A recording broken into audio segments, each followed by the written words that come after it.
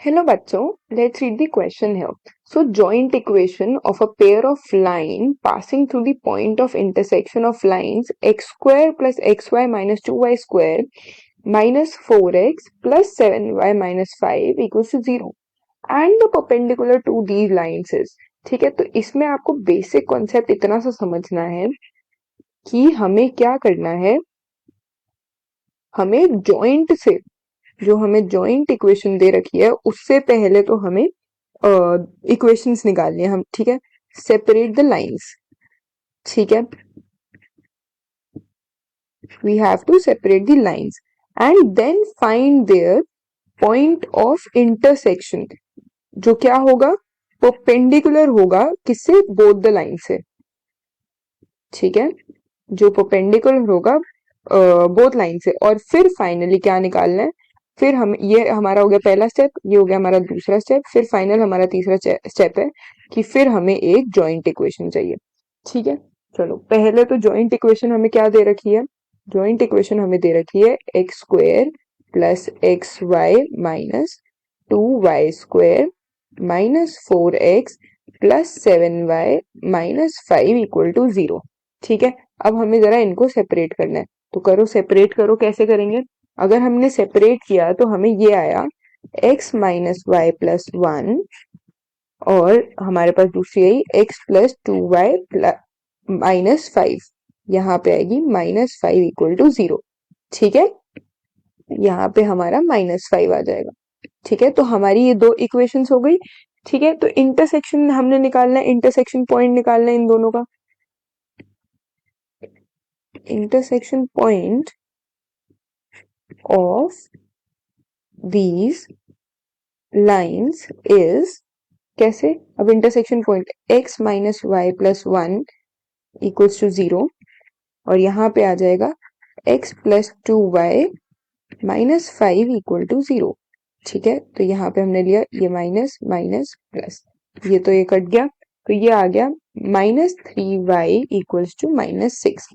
ठीक है, तो मेरे पास y की वैल्यू 2 आ गई और x की वैल्यू मेरे पास आ गई 1। तो हमारा जो पॉइंट है, अब हमारा पॉइंट क्या है, हमारा पॉइंट तो आ गया मेरे पास 1,2। ठीक है, तो अब हमें लाइन लेनी है कौन सी वाली, x minus y plus 1 equal to 0 वाली। ठीक है, और उसे कहाँ से पास कराना है, इस वाले पॉइंट से। ठीक है, तो कराओ। अच्छा, तो अब हमें इनका परपेंडिकुलर भी निकालना है, तो y equal to x plus 1 है, इसका मतलब जो मेरी m की वैल्यू आ गई वो 1 आ गई।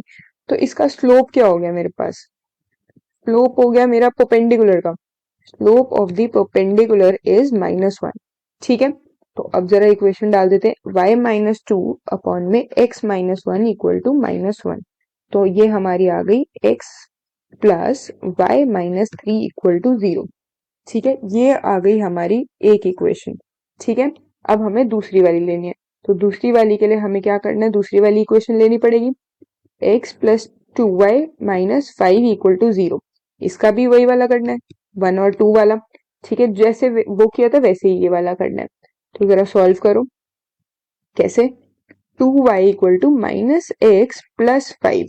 ठीक है, तो y equal to minus half x plus 5/2। ठीक है, तो m मेरा हो गया माइनस 1/2 के बराबर। तो स्लोप क्या आ गई परपेंडिकुलर की, स्लोप ऑफ परपेंडिकुलर वो आ गई मेरी 2 के बराबर। ठीक है, तो इक्वेशन जरा निकाल लेते हैं हम, y minus 2 upon x minus 1 equal to 2। ठीक है, तो y minus 2 equal to 2x minus 2, तो 2x minus Y equal to 0, ये आ गई हमारी दूसरी वाली इक्वेशन। अब दो इक्वेशन है हमारे पास।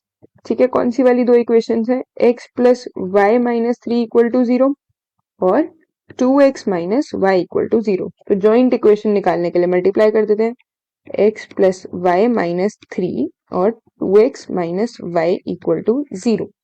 तो क्या आएगा ये मेरे पास, 2x square plus 2xy minus 6x minus xy minus y square plus 3y equal to 0। ठीक है, तो अब आंसर क्या है मेरे पास फाइनल, अब जरा फाइनल सॉल्व कर लेते हैं। तो फाइनल आंसर मेरे पास आएगा, फाइनल आंसर मेरे पास आएगा 2x² minus y² plus xy minus 6x plus 3y। इसमें से आई डोंट थिंक सो इसमें से कोई भी है, तो हमारा आंसर क्या आ गया? D part, that is none of these. I hope you guys understood. ठीक है, thank you so much guys, best of luck.